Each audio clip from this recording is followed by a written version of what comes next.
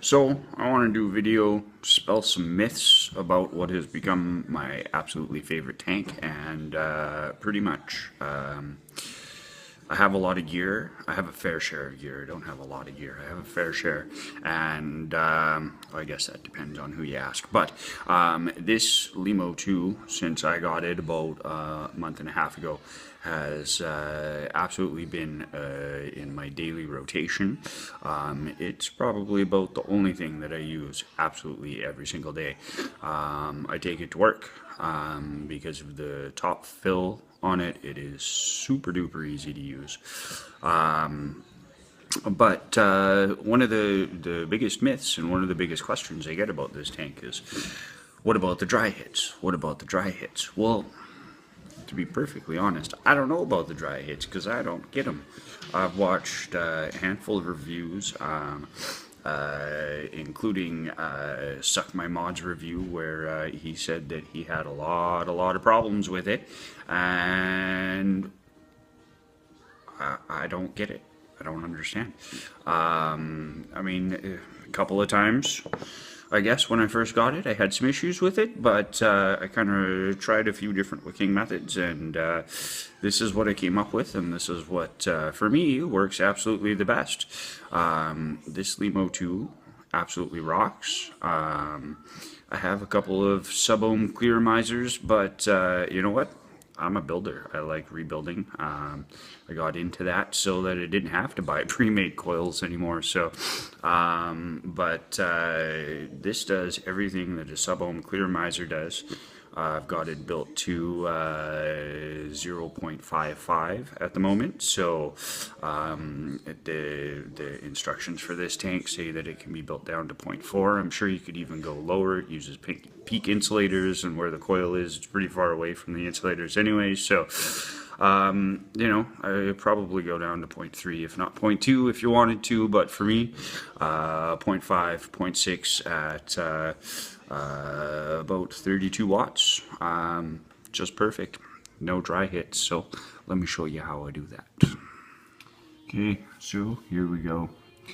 This is my Lemo base. I took it all apart and re-wicked it. I don't want to recoil it because this coil is working like a charm. So this is a 6-wrap 26 gauge, I believe. Goes around this screwdriver here, which is about a 1/8 drill bit. It's a little bit smaller than a 1/8 drill bit, but yeah, it works out great. It's a spaced coil. I try to have it raised up a fair share from the deck, from the airflow hole, just to not really impede the airflow at all. So there we go. There's my coil. So I'm going to take my Shiseido cotton. I take this outside layer off on both sides. I don't know why. I just the quilting on there and stuff just doesn't look very natural to me, so I just don't use it. So yeah, I'm gonna take my scissors and cut off a strip. I want it to be kind of thick, so I cut it just a little bit too thick, about there. Don't need it to be very long. I usually use my bigger scissors to cut this part just because less cuts, you get a nice straight kind of cut on it. So I'm gonna roll it.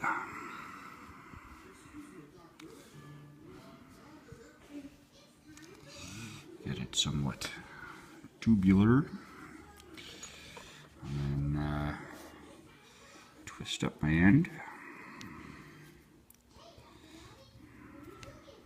Get a nice point on it there.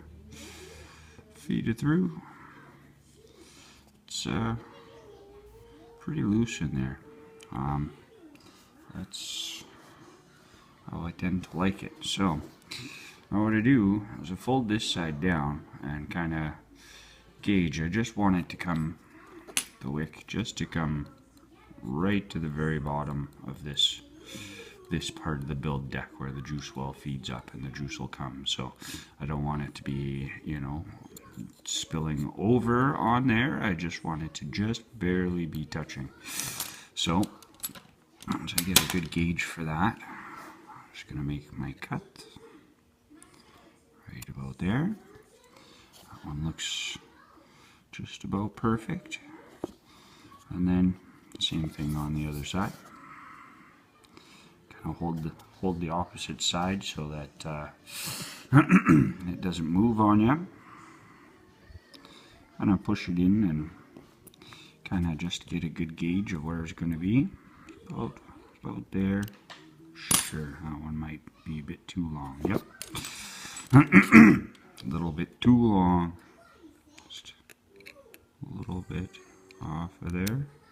There we go.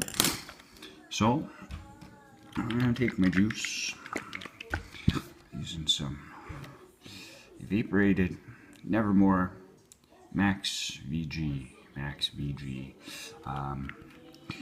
Supposed to be about an 85% VG, I think, from what I'm told. So I'm just going to get the coil a little wet, or get the wick a little wet. I don't want it soaked because it's just going to get messy. So then pretty much what I'm going to do is just press it against that back wall. Push it down, but press it against that back wall. And same thing on this side.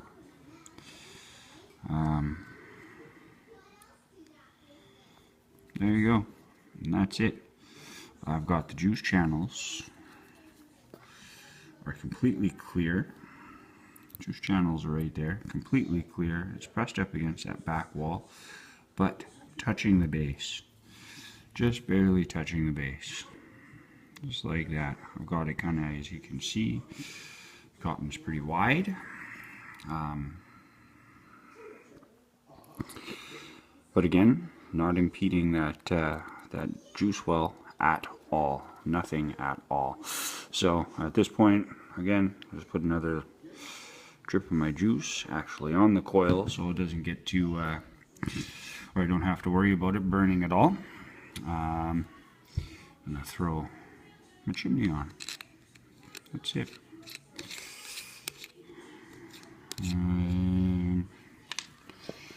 Seem to, oh, there's the top of my chimney. Top of my chimney. Glass. Saw on the Suck My Mod review, he was talking about not tightening this down too much because the glass will push into this silicone O-ring around the base that secures the glass, and so yeah, that was his theory. I, however, don't share in that theory. The glass is a little bit loose in here, so like there's a little bit of wiggle room from side to side. So I just try to center it as best as I can. Put this guy on, tightening it down. There you go, and yeah, that's it. There's no play in my glass or nothing like that. I don't, again, don't share in that theory that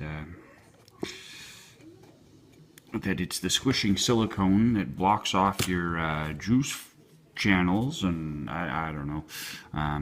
Anyways, I'm just gonna fill it up here. I'll always tip it on an angle to fill it up, and then as it's getting up to the top, I kind of tip it up. With this tank, it's you have to make sure to leave some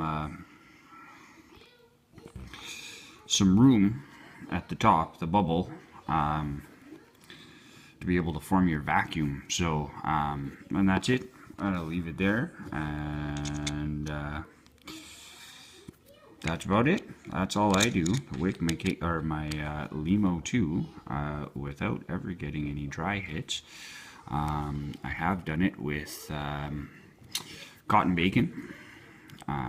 Pretty much the same method, but I find that this Shiseido cotton or cotton pads, whichever kind you want to use, seem to work the best. So there you go. That's the Lemo 2. So there you go. That's how I wick my Lemo 2 without dry hits. It's not rocket science. Yeah. Again, because I'm majoritively a dripper, I have all Max VG juices, and I use strictly Max VG juices in this tank. And oh look, there's a bubble. It's wicking. It's wicking. No problems. Yeah, I always use Max VG in here, and this thing works absolutely great. I almost wish it had a little bit more airflow, but really, it's not that big of a deal. I've grown to absolutely love this tank, and like I said before, I use it every single day. It has very, very good flavor for a tank. Again, no tank is ever going to be as good as a dripper, in my opinion. But for what this does, and for I consider it a utility purpose tank. Take it out and about. Decent amount of juice capacity. So easy to fill. Pretty much the only thing that I do when right after I filled it, I make sure that I leave a decent sized air bubble in there, and I give it a primer pull or two, just until I see the bubbles start coming and coming up from the juice wells, showing me that it's wicking, and that's it. Again, I've had this tank for about a month and a half, almost 2 months, I guess, and use it every single day. I have done probably 6 or 7 builds in it, and probably re-wicked it 20 or so times, and with the exception of my first 3 attempts at wicking it, once I figured out this method here, no dry hits, no problems whatsoever. This thing is an amazing tank. Don't believe what you hear. If you follow what I've showed you here, perhaps you too will come to love this tank as much as I do. So, yeah.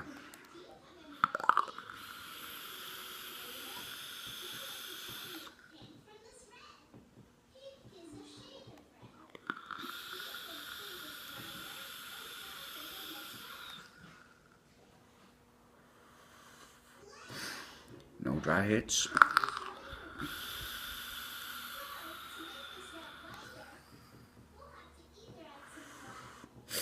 See the bubbles? It's wicking.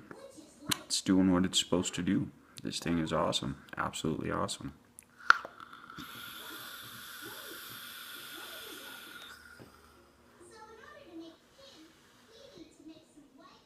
Love this thing. Give it a go. Yeah. It's wicking. Bubbles.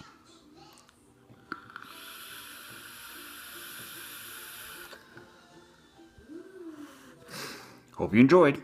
See ya.